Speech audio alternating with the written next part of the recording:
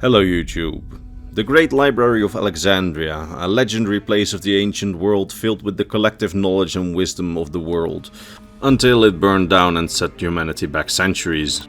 At least that's the narrative often used in dramatic memes about the event. In reality, the library's burning probably never had such an extreme effect, and the library had already declined long before the infamous burn. The more you know about our real universe. Anyway, did you know that in the Elder Scrolls universe there is actually a very similar event, the burning of the Corinth Grand Archive, an event in the First Era, which made it so that the vast majority of knowledge about the Khajiit civilization from before the First Era is forever lost. Now, today I want to talk about this event and the preceding history leading up to it, after the intro.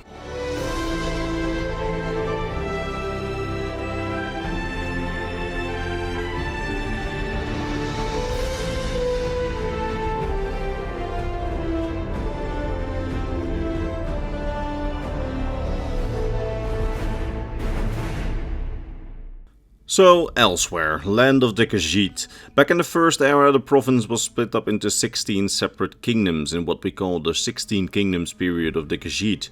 During this time, in the Kingdom of Corinth in central Elsewhere, one could find the Grand Archive of Corinth, a grand library collected of wisdom and historical annals from all over Elsewhere, recording the Khajiit society's history and much more.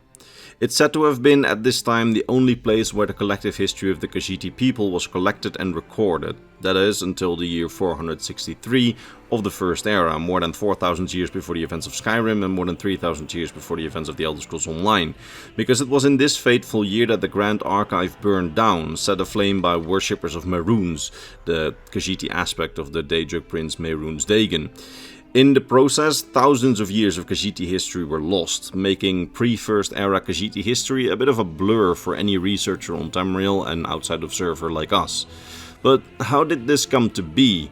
Well, probably due to the aforementioned burning of the library, we only have a vague picture of the preceding history, but what we do have is outright fascinating, as the burning of the library seems to be explicitly linked to the rise and the conquests of the great First Era Khajiit warlord Darloc Brae, who held the title of the Golden Beast of Anaquina, with Anaquina most likely being the kingdom that he was from. He was a great conqueror who, at least for a time, managed to unite much of Elsewhere and conquer some of the surrounding areas outside of the province, and crucially he was a Mehrunes Dagon worshipper or Mehrunes worshipper. You see, in the early First Era Khajiit society, and also for the majority of the Meretic era, there were 16 independent but harmonious clans, later evolving into kingdoms, which all coexisted into Elsewhere. Each of these kingdoms had their own strengths and weaknesses, and all kingdoms supported one another and switched political power between one another, while in spiritual matters they were led by one figure, the main, the Khajiit spiritual leader. But somewhere either before the start of the First Era or shortly after its start, the 16 kingdoms came to be ruled by one central political figure, instead of them sharing political power between one another and even switching political power between the 16 kingdoms, depending on the stances of the moons. That system seems to have ended, as by the early First Era, there was one central political figure leading them all, the Khajiit Moon Emperor, a figure which united all kingdoms, who seemed to have mediated between the 16 kingdoms and seemed to have kept the lands of Elsewhere accessible to all Khajiit of all kingdoms and clans. These Moon Emperors seem to have been one of the worst victims of the burning of the Corinth archives, as literally none of their names or individual reigns have survived the many years in any historical recordings. But what we do know, however, is that the final Moon Emperors somehow screwed up, as something in their rule created the opportunity for a powerful warlord to rise to prominence. What they did, we don't know. Could have been that they gave this warlord who served them too much power and then rebelled. Could have been that this warlord led a rebellion against the incompetent ruler. Could have been anything, we don't know. Blame the Mehrunes worshippers who burned the archives for that. But this warlord was Darloc Brae, Golden Beast of Anaquina. In his time he was both feared and admired. It's said that he had golden piercing eyes and a fearsome visage. He rose to prominence about 2 years before the burning of the library, as he and his hordes conquered much of Elsewhere and also some of the areas beyond in the so-called Anaquina conquests. in which most of Elsewhere was united and parts of Valenwood and Cyrodiil were also conquered. It's said that in his conquest, Leyawiin also fell to his mighty Khajiit armies, and preserved stained glass windows from this time show that he even seems to have converted Leyawiin's Chapel of Zenithar to a Temple of the Moons instead, which is actually super interesting. In fact, this Darloc Brae in general is just a super interesting figure. As conqueror and leader of Elsewhere, he actually got his first mention in the lore in the Elder Scrolls IV Oblivion, where the lore describes him as being the leader of Elsewhere when Emperor Gorius of the Alessian Empire was crowned. And Darloc Brae actually attended the ceremony of coronation, being the leader of Elsewhere. At this ceremony, he actually met some of the most legendary people of the Elder Scrolls universe who were also in attendance, like King Dumak of the Dwemer and Indoril Nerevar of the Chimer, the precursors of the Dunmer, and also the High King of the Nordic Empire at the time, Kjorek the White, and the then leader of Clan Derenio, the Elves of High Rock. This guy definitely lived an interesting life. It's said that he was a savage but effective ruler, both admired and feared. He did not fear death and showed great loyalty to his soldiers, while his conquests caused for streams of refugees in the process, within Elsewhere for those who fled the conquests. He looted and pillaged those who opposed him, using the stone of places that he looted to construct new large structures, such as the Monastery of Drokreen. He opened new mines, likely accelerating the province's economy, and he had a personal hand in the design of the armor for his armies, even starting the Khajiit tradition of the most fearsome warriors having the right to wear scary, grotesque masks in the battle to scare the enemies, a right that under his rule needed to be earned with combat prowess. He was effective but brutal, and even among modern-day Khajiit there's a duality to his memory, because on one hand the period of his rule is remembered with pride by many Khajiit, while others view it as a terrible time of savagery. And in one of the official interviews of the ESO lore masters, he even name-checked the guy when talking about war crimes on Tamriel.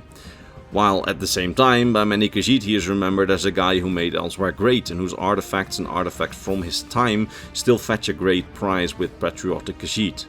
This duality is a bit strange, one could even call it chaotic, which makes sense because it seems that at least at the start of his reign, Darloc Brae used to be a Mehrunes Dagon worshipper, the Daedric Prince of Chaos. Although, like I said before, he was worshipped as Mehrunes, or the Fire Cat, which is the Khajiit aspect of Mehrunes Dagon. Now, that having been said, it seems, although we aren't completely sure on that he changed his allegiances in the end, and here it's time to circle back to the Corinth Grand Archive. You see, 2 years into his reign, Mehrunes worshippers burned down the archive in what seems to have been a chaotic act to please their Daedric prince, which in the process erased millennia of Khajiit history from the history books. You would think that Darloc Brae, being a Mehrunes worshipper himself, would be delighted by this, but this wasn't the case.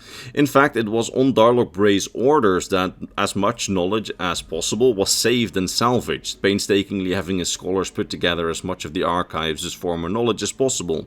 He also took measures against something like this ever happening again by spreading the remaining and future knowledge between different archives and vaults all across his conquered territories, to safeguard as much of the people's history as he could.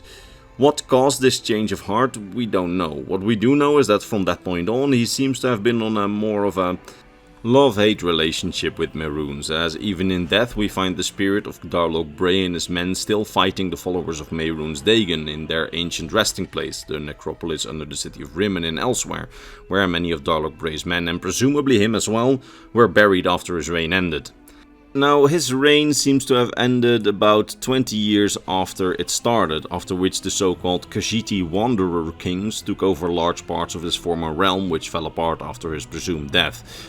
Now, like I said, even today in Elsewhere he's a figure of duality. On one hand, he and his conquests are remembered as glorious, and on the other hand, it was a fearful time of savagery. On one hand, his rule probably made the Mehrunes worshippers bold enough to burn most of the important archives of Elsewhere, while on the other hand he did everything in his power to save the archives' content as best as he could, and seems to have broken with Mehrunes and his followers for the most part. His story and the story of the Grand Archives are among my favorite stories of ancient Tamriel that I recently discovered while doing research, and I hope that by sharing the story I managed to teach you something new about the Elder Scrolls lore as well. And if I did, why not give the video a like, or one of those hype things that I'm too old for to understand. It would definitely help the channel out, and maybe consider returning next week when I probably post another lore video. And now it's time for me to vocally thank my top Patreon subscribers: Goblark, Bernardo Binda, Gabriel Binda, King Chris 20, Volkir of Argonia, RB Dash, Lexicon, Polycom, Sir Otter, Sword of Bushido, Rakai, Spaceman, James Lynch and Bara Dermas. It's thanks to these people and all the other lovely people on screen that this channel stays alive, as they are my Patreon supporters and my YouTube members. And thanks to them I can continue making these videos, so huge thanks to them. There's links in the description in case you want to join them on screen. See you next video.